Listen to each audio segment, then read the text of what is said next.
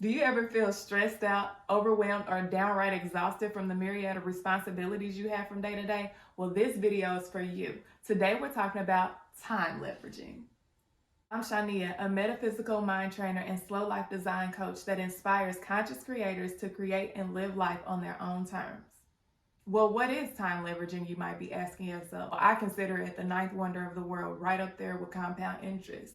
Time leveraging is achieving the biggest result for the least amount of effort. I consider myself the poster child for work smarter, not harder, and time leverage is here to help you do just that. Today I'm sharing 3 ways that can help you start using time leverage to your advantage today.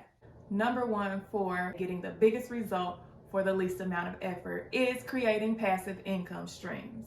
It is debatable whether or not a income stream can be truly passive, but once you do the work the first time, with most of these on the list I'm about to share, you don't have to do much work after that, but you'll continue to receive income. First off is investments.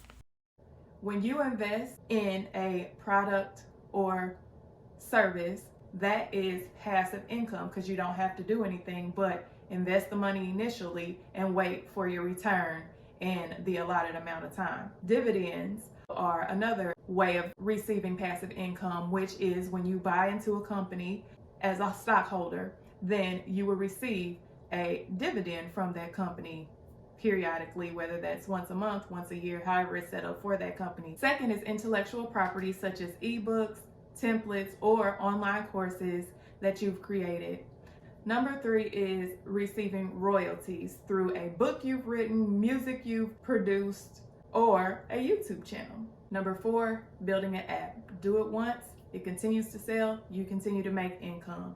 5, affiliate marketing, where you promote other people's products or services. For instance, if I was an affiliate marketer, I would suggest people I know purchase a product that I believe in and benefit from in my own life. So in that way, I can receive money back for purchases for a product that I recommend. 6 is rental property. This can be real estate property. This could be a car. This could be a luxury item that you rent out to people. I've heard it's done. So there are all kinds of ways to make passive income through rentals.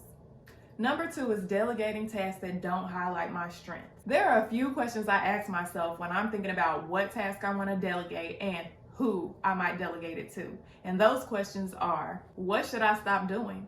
And who is more qualified than me to get the job done? For example, I despise planning meals, but my daughter really enjoys looking up recipes and telling Siri to compile a grocery list. So I allow her to be the person that makes our grocery list.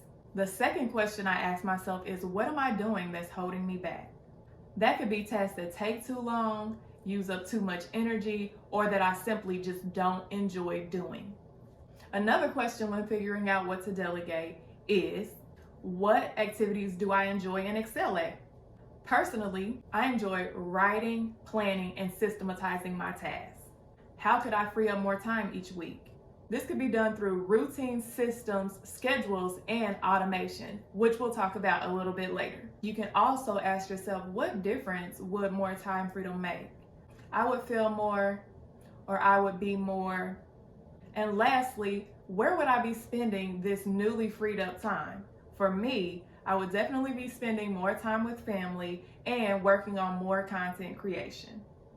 When we think about delegating, sometimes perfectionism can keep us from wanting to allow others to assist us. If you're anything like me, perfectionism may have you thinking, if I want it done right, I'll do it myself, which keeps you stuck and stressed out, overwhelmed, and overworked. Some of the most successful people in the world have built very strong teams around them, and they do less work because they delegate. The key to delegating is trusting your abilities to pick a good team and that the work that they will do will be sufficient for what it is they need to accomplish. When we start thinking about whether or not it's just the way we would do it, then we start stressing ourselves out for no reason and overwhelming our plates by trying to do everything on our own. Be okay with things not being perfect or the way that you would necessarily do it, and learn to delegate so that you can have more time freedom to do more things that you enjoy. Now, understand that not all of us are ready to outsource tasks, but when the time comes to be able to delegate, we need to have a list ready to go. When we are in a position to delegate first, have a list of things that you want to delegate, prioritize that list, and know that when this happens or I'm making this amount of money, I'm going to hire somebody for this, or I'm going to find a family member that can help me with this, or a friend. If you can't delegate it right now, have a list of things that you want to delegate, and know when the time comes that this is what's going to be delegated first, this is what is going to be delegated second, and move along that way.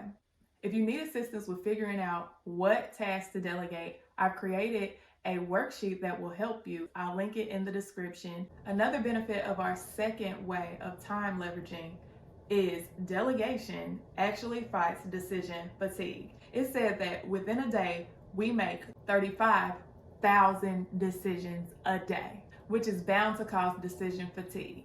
Decision-making fatigue refers to the deteriorating quality of decisions made by an individual after a long session of decision-making. Delegating obviously cuts down on decision-making fatigue.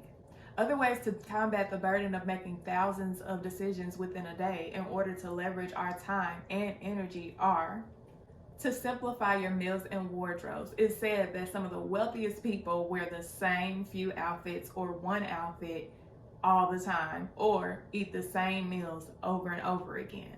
You don't have to get that strict or extreme, but their ideas to lessen the amount of decisions you need to make throughout a day.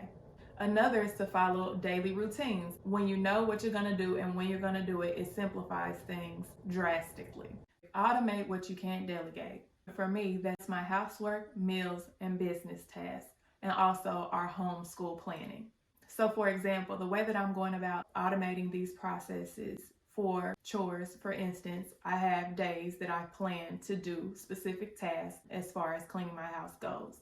For business, also for homeschool, we have theme days that we do particular things so that it's more about automation and we know what we're going to do on a specific day so that I can do what needs to be done and move on without having to reinvent the wheel every single time trying to figure out what needs to be done. One thing that I found super helpful is block scheduling. Block scheduling very much helps me keep a structure to what it is that I have going on and keeps me on task. I have 4 categories: self, career, homeschool, and family. I decide what category each task goes into, and then I plug in the task based on what category it falls into. That's how I block schedule. If you enjoyed this video, I think you'll also enjoy this one. See you there.